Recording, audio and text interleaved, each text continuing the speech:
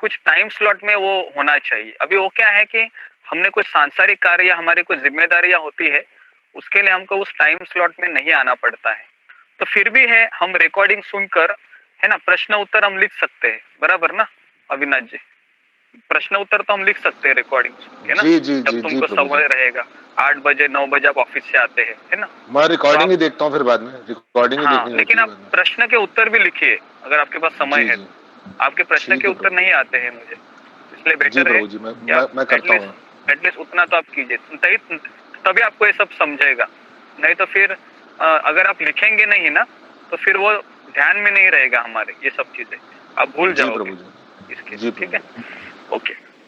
तो हाँ, तो अभी ये इसमें बताया है कि पृथक्वेन, अभी हम देखेंगे देवताओं की पूजा। ओके, तो देवताओं की पूजा क्यों करते हैं? तो 20वें श्लोक में बताया है कि पुण्य करके स्वर्ग की प्राप्ति करनी है। तो हमें कोई पुण्य कर्म नहीं करना है। तो पुण्य कर्म आप करेंगे तो सोमरस पीने को मिलेगा आपको, और वहां पर भगवान कहते हैं कि पुण्यवान होकर वे स्वर्ग जाते हैं और देवताओं के जैसा आनंद भोगते हैं। तो 33 कोटि देवी देवता है, यह कोई भी जीवात्मा पुण्य कर्म करके बन सकता है। लेकिन ये देवी देवताओं का जब बैलेंस खत्म हो जाता है, रिचार्ज खत्म होता है, तो वापस वह इसी संसार में आते हैं और 84 लक्ष योनि में भ्रमण करते हैं। और इन्होंने जैसा बात बताया अभी कि मान लो हमारा 10% भक्ति हुआ है, तो अगले जन्म में हम 11% से भक्ति शुरू करते हैं। लेकिन अगर आपको भक्त नहीं मिलते हैं, तो आपका भक्ति 10% ही रहेगा उसी जन्म में भी, क्योंकि और भक्त मिलेंगे, लेकिन अगर आपकी इच्छा नहीं रहेगी भक्ति करने की तभी, तो फिर वापस वो जन्म आपके हाथ से छूट गया। समझ में आ रहा है ना? क्योंकि ये फ्री विल हमेशा हमारे पास रहती है कि माया को पकड़ू या कृष्ण को पकड़ू। होली आ रही है, अभी मैं क्या करूं, है ना? सुबह सो जाऊं या सुबह उठ जाऊं, है ना? तो इस प्रकार से मन हमेशा हमारा हमको क्या करेगा, गुमराह करेगा। तो इसलिए ना भक्ति में मैं हमेशा एक चीज हमेशा मैं बोलता रहता हूँ कि भक्ति में आना बहुत सहज है। भक्ति में आना भी बहुत सहज है, और भक्ति से जाना भी बहुत सहज है। लेकिन भक्ति में उत्साह के साथ बने रहना, माया के साथ संघर्ष करते रहना, ये बहुत मुश्किल है।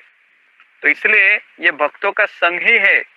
ये अगर आपने इसको चीपली ले लिया, तो देखिए हम इतने शक्तिशाली नहीं है कि भगवान की माया को टक्कर दे सके अकेले, है ना?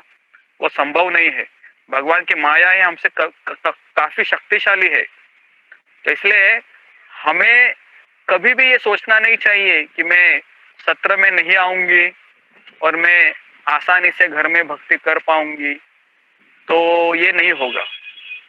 तो इसलिए आप हमेशा माया से डर के रहिए, और भगवान को प्रार्थना कीजिए कि भगवान इस माया से मुझे आप बचाइए। ओके, ठीक है? तो इसलिए मैंने एक प्रश्न भी दिया था, और आपको भी पूछ रहा हूँ कि भक्त को किस बात का डर हमेशा लगना चाहिए, बताइए। मैंने बताया था भक्ति से दूर ना जाए, भगवान और भक्त से दूर रहे। हाँ, भगवान माया के, का आवरण ना। हाँ, भगवान के भक्तों से मैं कहीं दूर ना चला जाऊं, मैं इस ग्रुप छोड़कर चला ना जाऊं, है ना? कुछ लोग ग्रुप छोड़ जाते हैं, उनको फिर वापस लाना पड़ता है मुझे, काफी उनको फिर समझाना पड़ता है, अरे आ जाइए भैया, कहाँ चले गए, है ना? तो उसके लिए ये एसोसिएशन है, ये जो संघ दिया है, ये बहुत जरूरी है, इसको मेंटेन रखना। तो इसको आप अन्यथा मत लीजिए, क्योंकि ये देवी देवताओं को भी नहीं मिल रहा है। समझ में आ रहा है ना? आपको जो मिल रहा है ना, ये देवी देवताओं को भी दुर्लभ है, भक्तों का संग। और यहाँ पर मैं आपको ये शिक्षा नहीं दे रहा हूँ कि आप भक्ति कीजिए, है ना? आपका पति है, आपसे अच्छा बात करेगा, है ना? आप भक्ति कीजिए, आपकी पत्नी हमेशा अच्छी रहेगी आपके साथ, या आपको बहुत पैसा मिलेगा। मैं यहाँ पर केवल शुद्ध भक्ति की बात कर रहा हूँ, बराबर है? कि हमको कृष्ण को प्रसन्न करना है, और हमको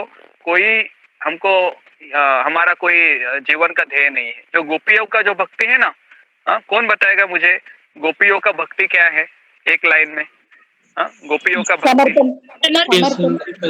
आत्मसमर्पण, पूर्ण समर्पण।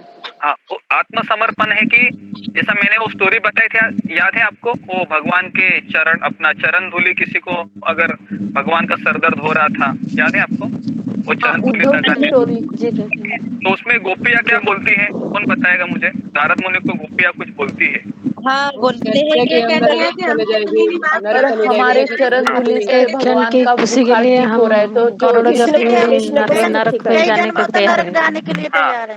हाँ, कई जन्म नरक जाने के लिए हम तैयार है ना। भगवान का एक सेकंड का भी सर दर्द अगर खत्म होता है तो इसलिए, हाँ तो इसके लिए ना, अगर मान लो कि कृष्ण की संतुष्टि के लिए मेरा सुबह का नींद भी अगर उड़ता है ना, या मुझे दोपहर में भी मैं सोती नहीं हूँ कृष्ण के लिए, तो ये गोपियों का भक्ति है। तो आप लोग गोपियों का भक्ति कर रहे हैं यहाँ पर, समझ में आ रहा है क्या? तो साधारण बात नहीं है ये। इसके लिए गोपियों का भक्ति वही व्यक्ति कर सकता है जिसको सही में कृष्ण चाहिए, है ना। अगर कृष्ण चाहिए आपको, तो आपको ये समर्पण दिखाना होगा धीरे धीरे धीरे धीरे, है ना। तो इस तरीके से यहाँ पर मैं आपको बता रहा हूँ ये सब चीजें, है ना। तो हमको इस संसार में हमको एक ही चीज ज्यादा ज्यादा मायने रखती है हम सबके लिए, वह है कृष्ण, है ना। मैंने बताया था कृष्ण एक एक कृष्ण, मैंने एक मैथमेटिक्स बताया था, कृष्ण दूनी कृष्ण, पता है, कृष्ण तीनी कृष्ण और कृष्ण दसी भी कृष्ण। हाँ तो इसको हमेशा याद रखिए, है ना। बहुत अच्छा हमारे लगा लिए मुझे। हाँ तो ये हमेशा याद रखिए कि अब कृष्ण के सिवा किसी को नहीं जानते हैं, है ना। और हमारी जो राधा रानी है ना, उनको कृष्ण अच्छे लगते हैं। तो राधा रानी हमारी माँ है ना। कुछ भी अगर कृष्णा भी अगर नहीं सुन रहा है तो आप राधा रानी के पास जाइए, है ना, उधर आप प्रार्थना कर सकते हैं कि हे राधा रानी, मैं तो आपका एक नटखट बच्चा हूँ, है ना, बहुत शरारत करता हूँ, बीच बीच में सेशन में आता नहीं हूँ, प्रश्न उत्तर भी लिखता नहीं हूँ, लेकिन आप जरा भगवान के पास जरा सेटिंग करा दीजिए। ठीक है, तो इस तरह से आप भगवान को बता सकते हैं। ओके प्रभु जी मेरा क्वेश्चन है। हाँ।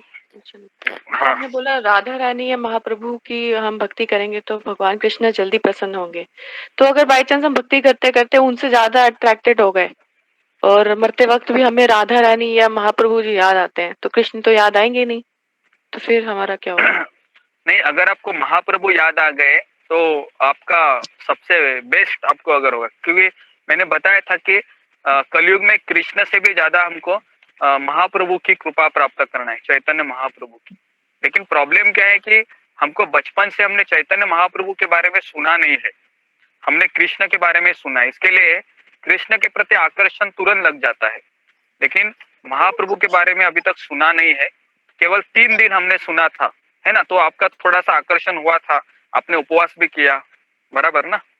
तो जितना आप सुनेंगे तो उतना आकर्षण ज्यादा रहेगा, और मृत्यु के समय आपको राधा रानी भी याद आ गई ना, तो भी आपका जीवन सफल हो जाएगा।